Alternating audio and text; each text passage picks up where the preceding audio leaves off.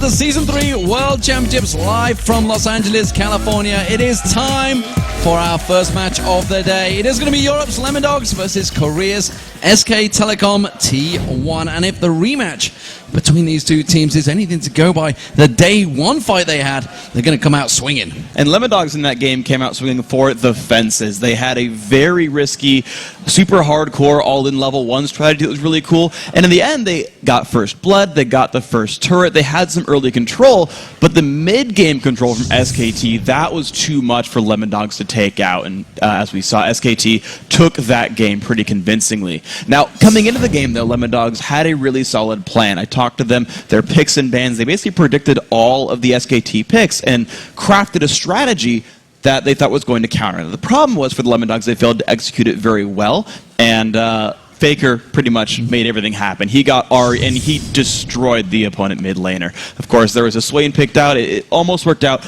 but I've got to sort of comment here that Faker was involved in 19 of his team's 20 kills, and anytime you see Faker get rolling, usually means SKT wins the game, and that's exactly what happened. Absolutely, but despite how well Faker and SKT did against Nuke and the Lemon Dogs in their first meeting, the Korean squad believes they can do even better now that they have gone over their anxiety.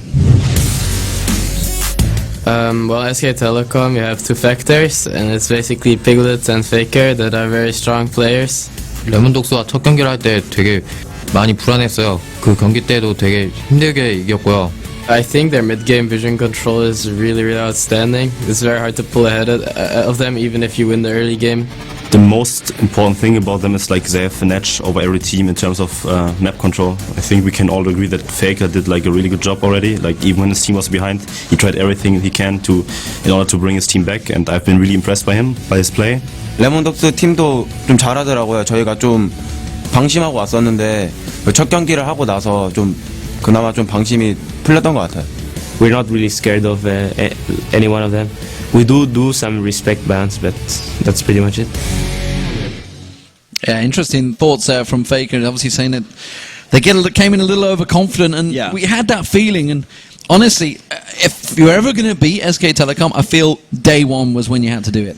And that's traditionally been what's happened. We talked about that before the tournament even started, where in a best of 5, they will lose the first game or the first and second game and then come back. And, you know, maybe they really are the best team in the tournament, and they just had that slouch in day one, had a bunch of close games, they lost to OMG, and they really are unstoppable. Or we just see that these guys are actually very much mortal, and that Lemon Dogs still have a great chance into this game. Well, we will see. Let's check out those lineups, because starting out on the blue side, it is going to be the Lemon Dogs.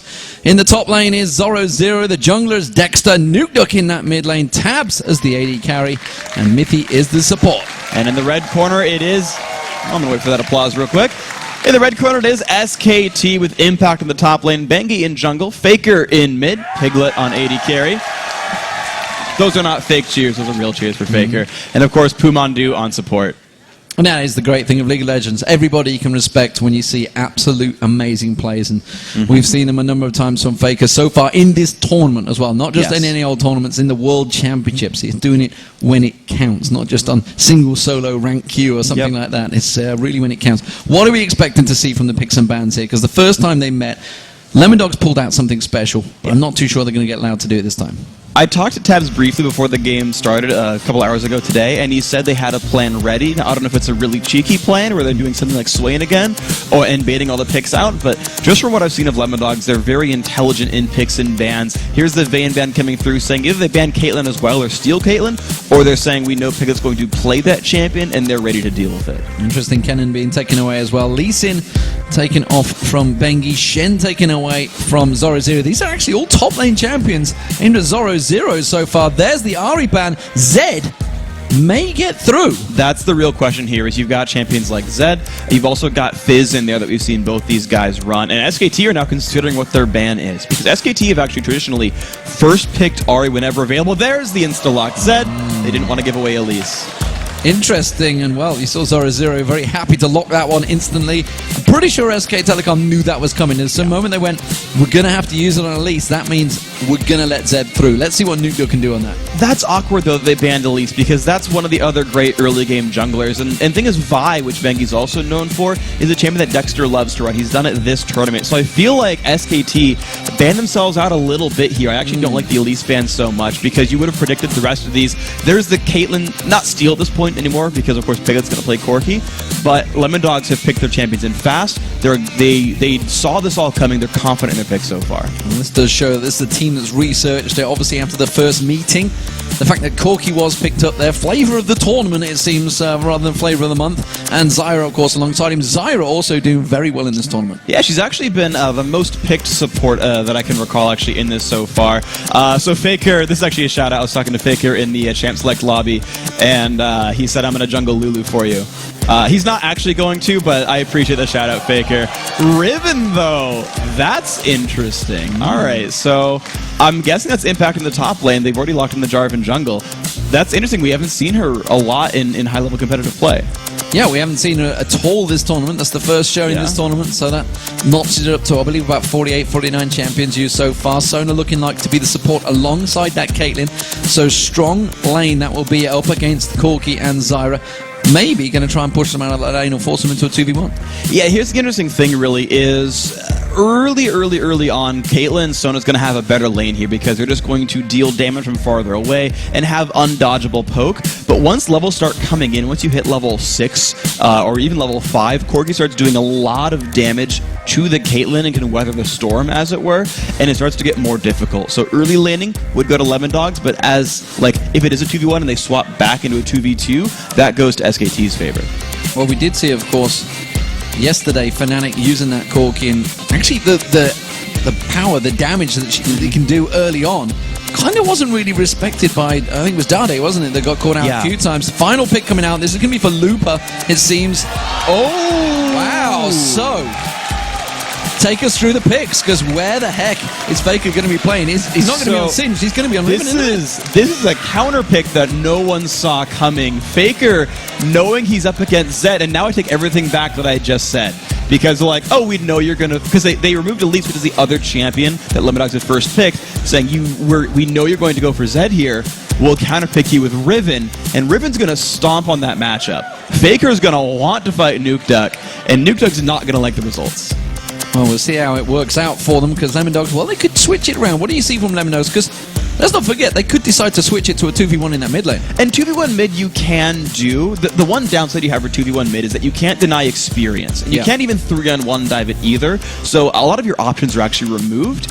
But at the same time, you then free up your lanes to roam around. Unfortunately for Lemon Dogs, Sona's not a great roamer. She's not like a Zyra or a Blitzcrank or a Taric or an Alistar where you make plays. She just, I can go hear the jungler as he like steals a red buff away. So it'd be okay to 2v1 mid, but not optimal for Lemon Dogs. So that is the teams, and while the teams do load onto the Rift, let's take a look at what you guys at home have voted for this one. According to lolesports.com, 79% of you guys at home have voted for SKT, and of course, all the analysts guys went for the same team, so everybody's on the same page right here. Right or wrong, we're all in the same boat. So everyone high five your monitor for me. We all agree with each other. That's nice. Except for the 21% of you who went for Lemon Dogs. You guys are unrepresented here. Well, to be fair, Lemon Dogs generally don't get the vote anyway, so they're going to be fairly used to this anyway. What was the stat? Like 25 out of their 28 games in the regular season? Yeah, it's something ridiculous. The main one was against Fnatic, of course, when they played in the European LCS summer season. It was like 96% voted for Fnatic, instead Lemon Dogs still came out and won. So they don't care about the vote. Of course, the analysts, they all care about the vote, because obviously everybody's chasing the viewers right now, and the viewers, well, they're all on the same page. So everybody believes SKT Telecom could be taking this one. We'll see how it works out, because we are getting into the Rift. On the blue team, it is going to be Lemon Dogs, and the red team is SK Telecom T1. This is game day 5 of the group stages. One more day to go, ladies and gentlemen. Tomorrow is the big super day. Faker's going to get caught out. Can he get taken down? Yes, he will. First blood going down to Taps. All right, well, I'm going to start taking back a lot more things that I was thinking. I'm going to rewatch that on my screen. Basically, he just gets jumped on by Lemon Dogs, and it's just a bunch of crowd control falls onto his face. So just like last time, Lemon Dogs got first blood. This time a bit earlier than before. This actually might be one of the fastest first bloods of the tournament. It was definitely before 1 minute in. Now, remember that last time SKT did come back from a horrible level 1 and end from an early first blood deficit, but Tabs having Boots now in the lane means that the 2v2 is going to be brutal. The fact that he bought Boots tells me he's looking specifically for the 2v2 more so than before, because with movement speed he can abuse the range disparity he has against Corki. Well, it does seem that SK Telecom are not going to be outdone by this one. You can see the 4-man invade possibly down the bottom. Lemon Dog's doing the same, going up the top. They had something funky planned out before. Remember, against OMG, it worked heavily in their favor, also against SK Telecom, but this time around, they've already got that first blood. Let's see if they can take anything more from this one free, because this, at the moment, is going to be a standard red exchange. It is just starting out as a standard red buff steal on both sides, and I don't think much is going to happen for this one. The only thing we've really shown so far, and actually Nuked kind of showed that they were going for red, which isn't a big deal. The only thing we've shown so far, though, is that Zoro0 is going to be committing himself to that bottom lane and will be put into a 2v1. SKT, I think, are going to get the better side of this because Corki is going to be able to survive that early game lane deficit, and then we'll see what the junglers end up doing with these lopsided lane matchups. Well, Nuke happy to go in towards that 1v1 lane. You said it's going to go heavily into the favor of Faker. We'll see how it works out. Riven versus Zed in that mid lane. And really the first blood assist for Nuke doesn't change very much. It's just a Doran shield and maybe like 1 or 2 more potions than he would otherwise. But the really fun thing is going to be what Impact does with his teleport, because he went and took the double golems, and then he can show up to his lane late with a bit of an experience advantage, and I want to see how that pans out for him. Yeah, with that teleport, of course, he's going to be heading back towards that top lane. We'll see how it develops. Bengi in that mid lane. Nuke taking damage from Faker already. Jumping straight on him. Straight up melee fight in there. But of course, the main thing is it's Lemon Dogs that have initiated this lane swap. So they wanted to have Tabs and Mithy in that top lane up against Impact, while Zoro0, you can see down this bottom lane, up against Piglet and Mandu. To me, I think that was supposed to be sort of a mind game, and SKT won that mind game here. But at the same time, there's a 3-on-1 looking for the top lane, but it's right in front of Bengi. Well, Bengi's going to find Dexter. They've both got the double buff on, and Dexter's going to lay down a lot more damage to Bengi. He's going to get more to come. Instead, just forces him away. Mithy comes around the backside. Impact is on that turret, but no aggression on them just yet, which means the tower damage is not going to become, but surely in this 3v2 position they can't go aggressive here. These guys won't be able to dive that turret easily, even though they're trying to kill the minion wave behind the turret, having the next one flood in.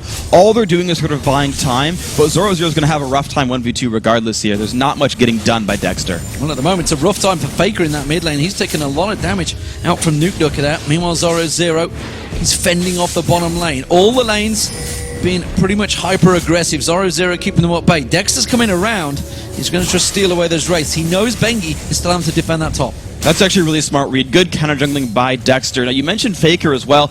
I'm surprised by the Doran's Blade opening because he knows Nuke can deal damage to him and wear down the health bar. And with Faker having no way of regaining his health back without having to auto-attack things and be in Zed's attack range, it's been making a really rough situation here for Faker. Well, it's something we've seen in the past. Obviously, with the Orianna, you think he goes with that Chalice instead of going defensive. He wins these matchups ordinarily.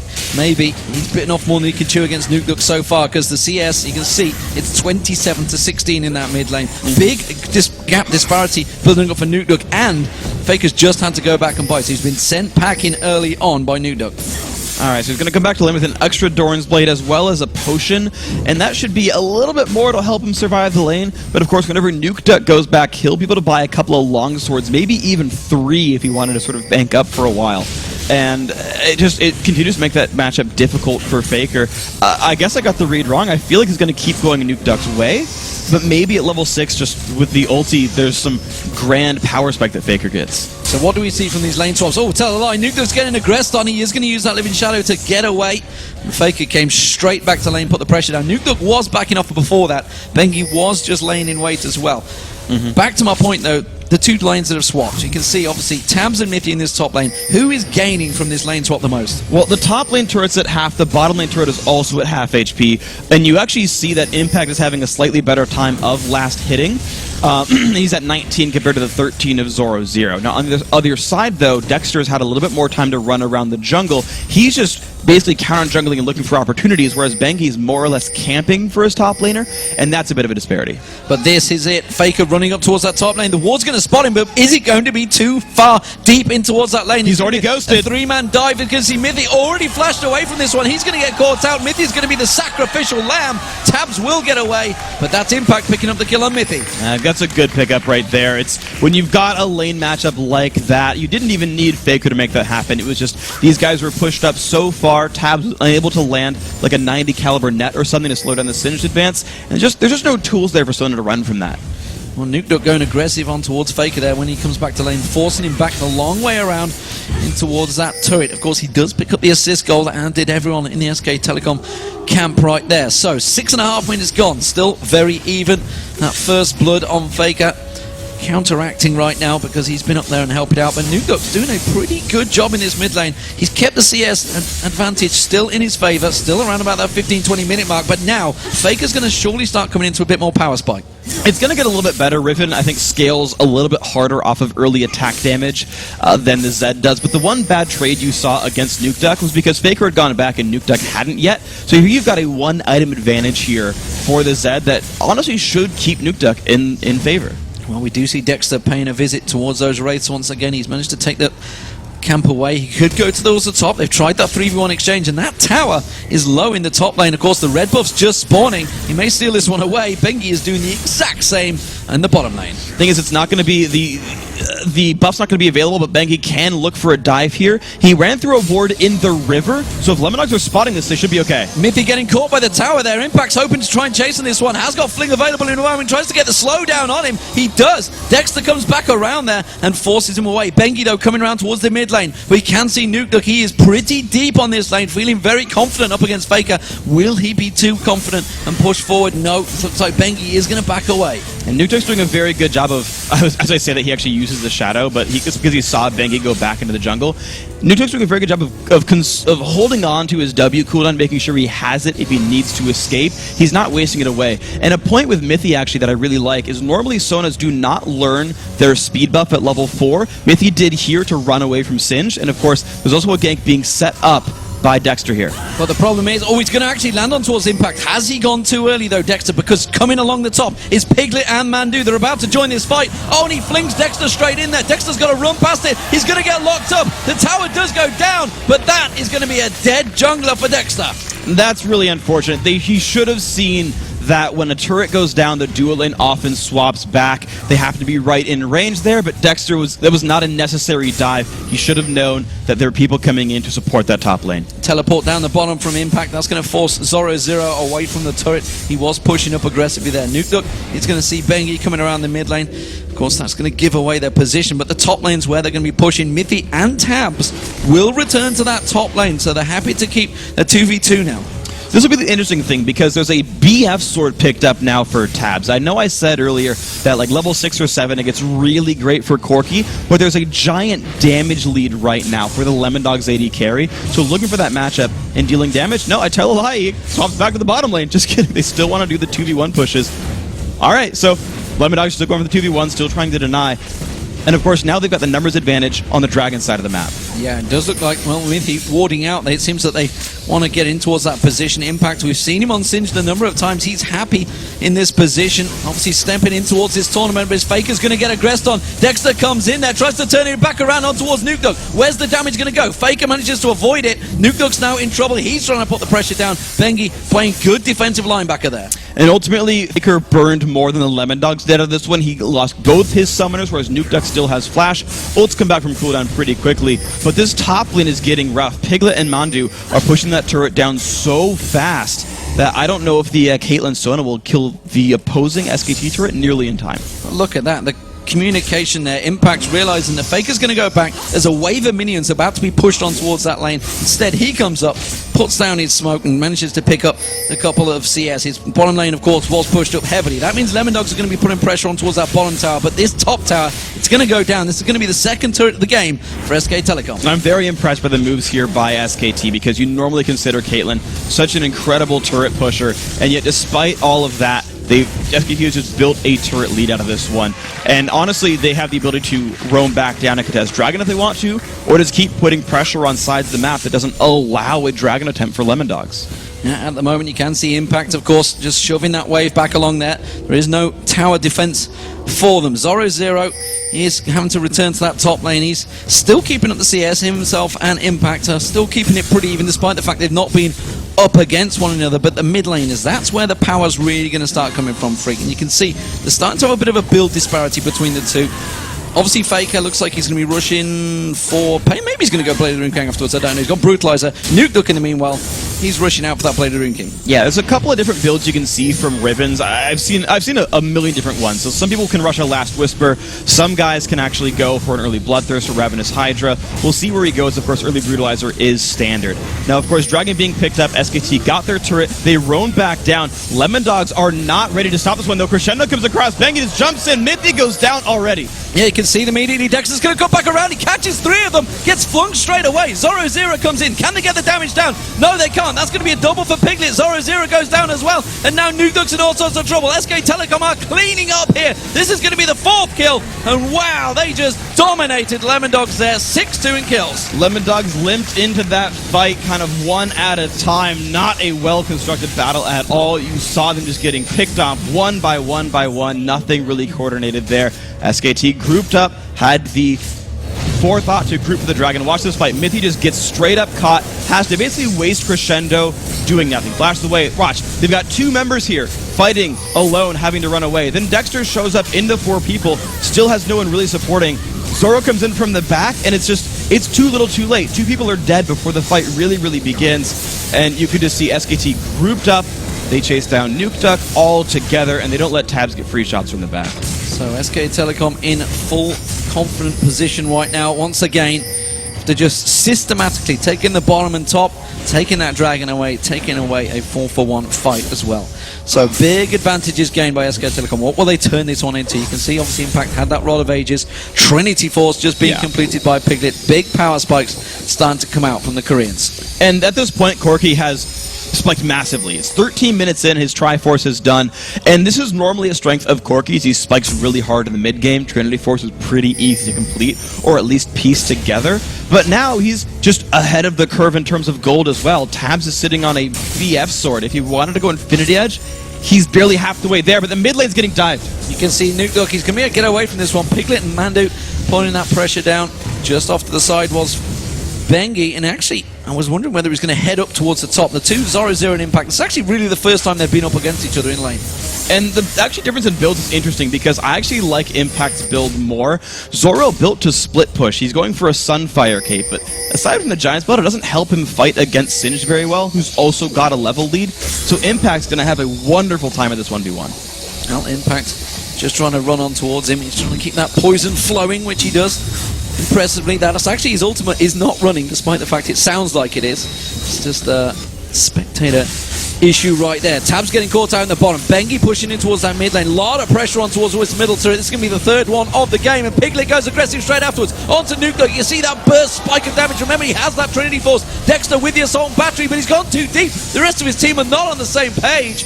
Mithy can't help him out, and now it's a big push from SK Telecom in the mid lane. Faker's just going to eat the trap, no big deal. The mid-game spike is here for SKT. They've rotated everyone down to the mid lane, and notice that they got the rest of their lanes pushing in order to get this to happen. Impact went all the way down to the secondary turret. Bottom already got pushed out as well, and this 5v5 is just stronger for SKT. They can take any turret they want. Well, it seems the Lemon Dogs can't really defend this one. They're trying to clear that wave. Zoro is trying to be that big tank up front. They do finally force SK Telecom away. I'm not too sure whether it's forced or whether SK chose to actually just back away from that one. Well, they've got a bit of time to wait anyway because their minions ran out. They're not strong enough to just backdoor turrets in the face of their enemies. So Faker gets to roam to the bottom lane. He knows he can run away. Textor's ultimate is down, which is the only way Faker gets caught here. So you can see him actually take a fight if he wants to, but could also run. He may also turn this one around. We've seen him do it before, and Faker wants a piece of Nuke Duck. Not going to happen. The ultimate pops from Nuke Duck and finally gets him down, but he needed the help from Mithy, otherwise he would have gone down.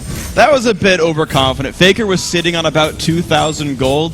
He bought up a BF sword and boosts his speed after coming back to base. If he had those items, he'd have won that fight. So you're right that Faker didn't get caught. He happened to go back into the fight and got overconfident. So, which was what he talked about in the video. Said I won't get overconfident. Seemed to still happen here, though. Seems to still have that confident flow, and why not? Because right now they are 6-3 up. Zoro0 gets caught and spotted out by that phosphorus bomb with Piglet. Ward gets placed in there. Bengi going to be taking away this blue buff from Nuke. It's not going to harm him too heavily because not a lot of heavy mana champions, if many at all.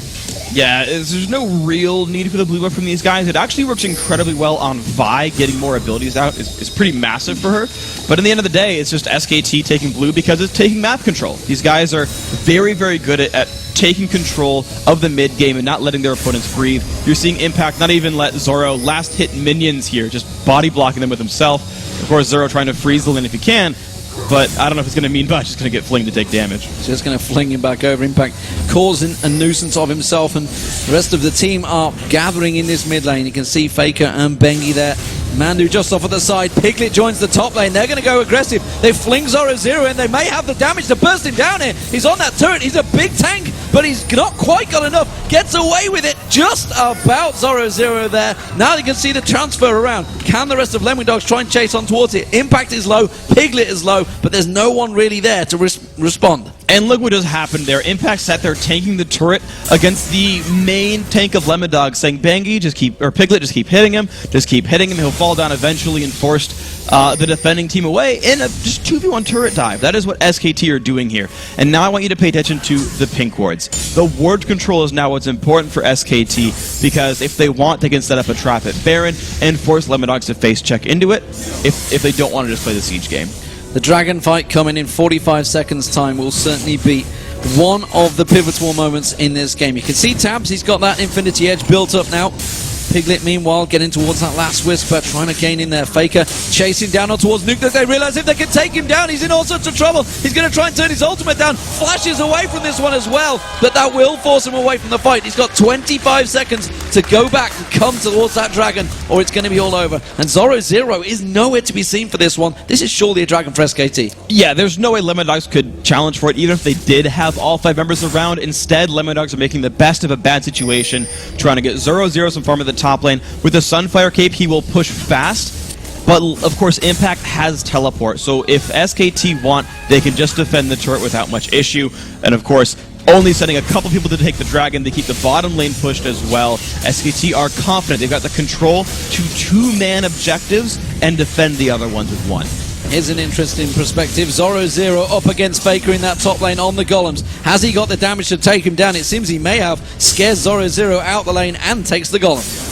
Exactly. This is just Faker, who is massive. His team is ahead. You've got 3 turrets and all the dragons. Faker is 5,900 gold to the 4,900 of Zoro0. Even though their minion kill scores are reasonably close, 1,000 gold lead has been built up from globals, and that's going to happen for every member of SKT. Each single person there can outduel their counterpart. So we see Dexter backing off himself, trying to create situations throughout this one, but simply put, it's not worked out for him.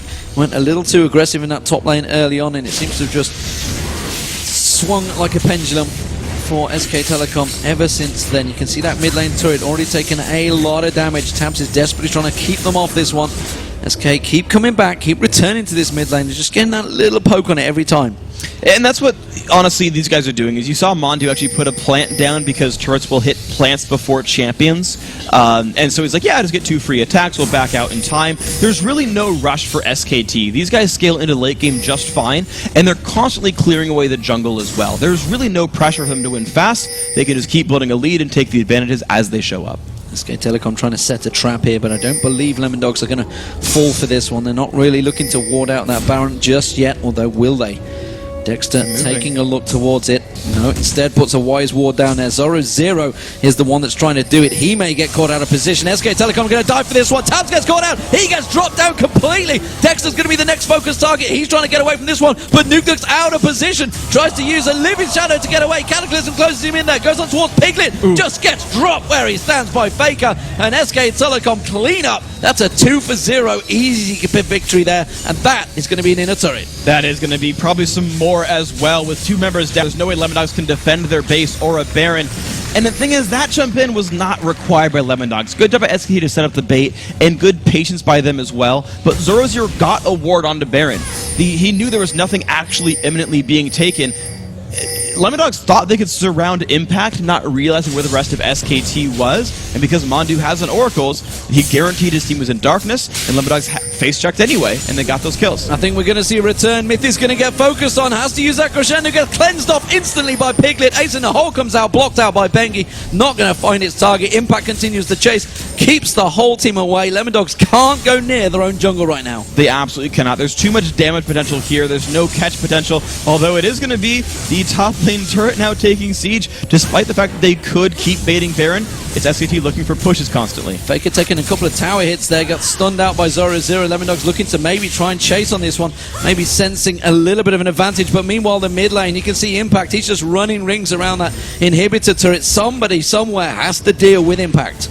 Yeah, he's just going to keep the push going, and of course he still has kept his teleport up for an incredibly long time, despite the fact that he could have used his summoner spell to stop the push in the top lane, to get into fights and whatnot. SKT are leaving it up as a resource. Their rotations, something we keep talking about, their mid-game and their rotations for SKT are so good. They're playing it on foot, and then if something really does happen that's crazy, they can use that teleport later on, but they're letting everyone else take rotations in the meantime. So I've got to say that's a good set of plays here by the Korean squad. They're definitely looking good coming into the second to last day of their group. Well, I think way back into the MLG New York days when I was alongside Monte Cristo, ironically, when we saw the Koreans first bursting onto the scene in North America, and they absolutely shredded everyone. And back then, they were still 2-3 steps ahead of people, and it seems that still we yet to catch up with them. Certainly the Lemondogs at the moment, they just seem lacking in when it comes to SK Telecom's sort of positioning. They just seem to put the pressure on all of the lanes to be in perfect position to just set up those ganks. It really is. It's the ward control game. A lot of these teams are not familiar with what to do when the enemy team is constantly in fog of war. All these moves come through because you don't see the other team. They don't see where SKT is, and they walk into one brush too many. Same situation. Pink wards, Oracles, running near Baron. They see, oh, well, Lemondogs are actually in the mid lane. Okay, we can take it now because they didn't check last time. Yeah, and you can see Impact's just keeping vision on them, knows that they're nearby. Mandu's just off the side. They sneak and hide in there, so Zoro has to come all the way in there to check it. Goes in, goes too deep. Stranglethorn separates them out there. Dexter goes in. Assault Battery already used on Mandu. He gets dropped down by Faker. Faker turns it back around. SK Telecom are pretty low right now. If Tabs can gain a good position, he may be able to start getting some damage down, but instead, Impact and Piglet completely separating them. That's going to be nuked going down. Now we can see Mythy and Tabs running for their lives away from Impact and Piglet. And again, another fight well played by SKT, forcing Lemondogs in. That's a kill on the Mythy. He's just going to go down. Singe chasing, not something exactly new at this point in this game.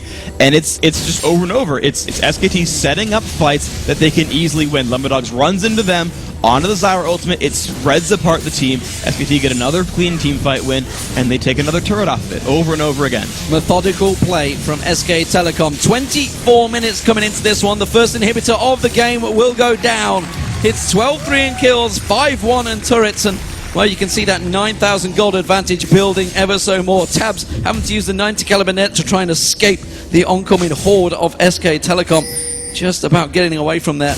Everybody seems to be on point right now for SK Telecom. We talked about it at the start of the show. Just you had to pick up those wins on day one. Maybe catch them a little bit disoriented, but they seem to be coming in today full of confidence. Exactly. The SKT are just a team with so much control and knowledge over how to play the game. And Lemondogs, being a bit of a new squad, they're a little bit green. They haven't quite ripened yet. These guys have more future to play, of course, for themselves. We talk about what happened with Mineski. They said, you know, we're happy to be here. We're learning a lot, and these are really smart teams to play with. And again, to the point where a lot of these teams haven't played against supports like Mandu, who just create fog of war the entire time and never let you move. Lemondogs get to experience that now and say, this is the kind of game that we could evolve ourselves into. This is the kind of game that we could compete against if we learn the play style. And they'll keep learning. Zoro having to use Dominus, going to try and turn it around. The aggression on towards him. Assault Battery on towards Faker. Have they bitten off more than they can chew? Faker's going to try and run away from this one. They got Slice and Dice in a moment. No. Gets to the turret. The rest of SK Telecom join in. The teleport coming in from Impact. And now they're closing the gap. They catch the grasping roots on towards Dexter. The fling comes in. Dexter goes in to his death and demise. He will go down. It's Faker that picks up the kill. Ace in the hole not getting through there. Faker does go down. Nukedog picking up the kill there. Nukedog too deep, all on his own. He's going to get taken down. It's Mandu that manages to close it out. It's a 2-for-1 to SK Telecom. And there is a 7-0-3 Corki with a bunch of items, going to continue to lead the charge here. A 4v3. This might be the game-winning push. There are super minions here. Just kidding. SKT looking for the top lane. And just look at Impact's build. He knew what he was up against. It's all about the melee and armor damage, and just goes straight for that Thornmail, building into exactly what he's up against in their opposition team. And that's just so smart in general. That we talked about a little bit with Zoro going for the fast Sunfire cape. He's actually going into a bunch more armor as well, realizing that Faker and Piglet are the most damage, but he's never even had a chance to fight against Impact, who's had an easier build path and really no counter building for him either. And it seems that every time Lemondogs try to create that situation, SK Telecom are there, they're reacting, they're already into position. You saw it, obviously that started off with Dexter and Zoro trying to create a situation, trying to get into Faker, but the rest of SK Telecom reacted so quickly. Well, think about what they're trying to catch right here. The only guy who can really engage is Dexter on Vi, maybe a Flash Crypto from Mithy. But you're trying to chase a Singed, which is like rule number 2 of League of Legends, is don't chase Singed. Or chasing a Jarvan who's going to flag toss away, or Faker on Riven who's going to press Q a bunch and get out of range, or Korg who's going to Valkyrie. Like, every single one on SKT has really good disengage tools. And then when you dive really hard because you're Zed and Renekton and Vi, Stranglethorns shows up. There's really, like, sort of categorically in a team fight, SKT has all the tools they need. In addition to the fact that they've played the mid game so well, SKT I think have done remarkably from second 0 all up till now. Well, it is going to be the Baron for SK Telecom, not a person from Lemondogs anywhere near that half of the map, let alone coming in to try and get it placed. But look how many ping wards are down and around that area. They have full vision control of the entire area of Lemondogs jungle. And that is SKT earning that Baron. For the last 10 minutes, they've had that area pink warded, and Mandu's had an Oracles, and every time Lemondogs, sticks their nose in there, tries to chase him down, and gets kicked back for it. And finally, SKT trained them to not look for Baron because it's gone bad every single time. Of course, now SKT have Baron, and we're probably going to see them push in for another win here. Well, he did manage to avoid a couple of puns there, Freak. I'm disappointed in you. Sniffing the air right now is SK Telecom to see if they can find Lemondogs. And it does seem that it's going to be another free inhibitor turret. There was no fight put up from that one because Lemondogs realizing they can't fight for this one. Look at that. Tabs putting damage onto Impact. He's just laughing at him in his face openly, realizing that they can't do anything about this one. The battle for the Nexus turrets will follow. Faker goes in on towards Dexter. Zoro goes aggressive. If the ace in the hole comes out, does manage to land onto Faker. Zoro gone way too deep away from his Nexus turrets. Where are you going, Zoro?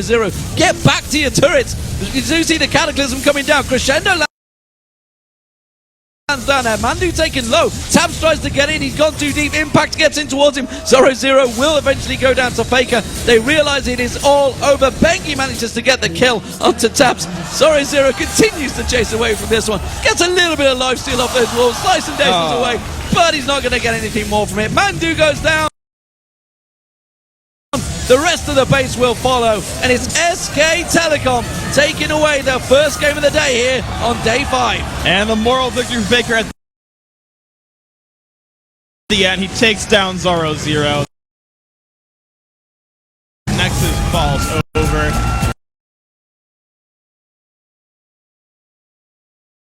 The SKT looking to secure